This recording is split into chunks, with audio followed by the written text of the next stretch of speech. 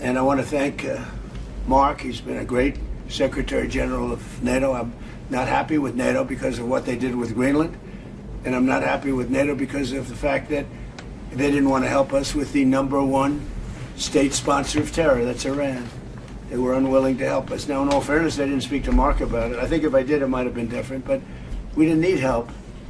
But I was really testing. I wanted to see whether or not they'd be there. And the answer is they were. I spoke to Germany, I spoke to France, spoke to UK, spoke to Italy, I didn't speak to Spain. Spain is a wasted cause. We don't want to do any trade business with Spain anymore, by the way. I'd like you to cut it off.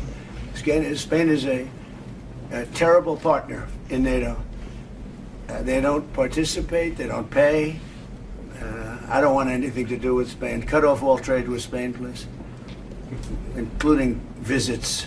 Okay, we don't want anything to do. Watch them come running back. Oh, they'll come running back. They treat this man terribly, and this man's a good man too, great man. They're lucky they have him. But Spain doesn't agree to anything, and you shouldn't carry him. I mean, you sort of automatically carry because you're protecting an area, so they're there. So they probably figured they have to protect us, right? But we don't have to, and we don't have to trade with them. I don't want to do any more trade with them. All right? Yes, take it immediately. Don't even talk to them. They're hopeless. Bad people, because they have everybody else going and paying and working. In Spain, in particular Spain, there are a couple of others, but in particular Spain, they're open about it. They're hostile about it, and let's see how hostile they remain when they call up and they, please, we want to trade with you, sir. We want to trade with you, sir. They make so much money with us, and we're going to see that they make a lot less. I want no business with them. So, other than that, we're having the big meeting in a little while, and I'm going to relate my problems. Greenland is a big problem for us, and the other big problem is the fact that when we wanted them, we didn't want them badly, but we did say, if you want to join us, and they all said no.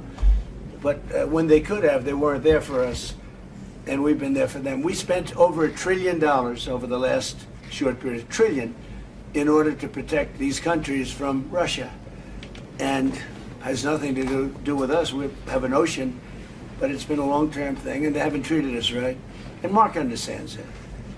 He understands that, and we're going to work something out, I think, one way or the other. But we've been treated unfairly. We pay disproportionately.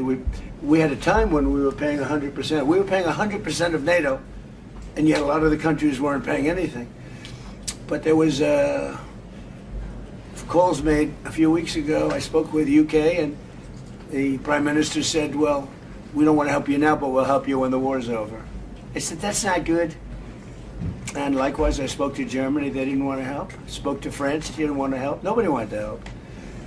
Some of the very small countries wanted to help because they're the most vulnerable. I mean, that's the only reason they wanted to help. So I appreciate you being here. We're going to be going back together, many of us together. And again, I want to say, despite the fact that I'm very upset with NATO, that we pay far, far too much, billions and billions of dollars too much, because it's unfair, because we're protecting them. So we protect them, but they're not there for us. Think of it. It doesn't work. But I want to say this is a great leader. They're lucky they have him.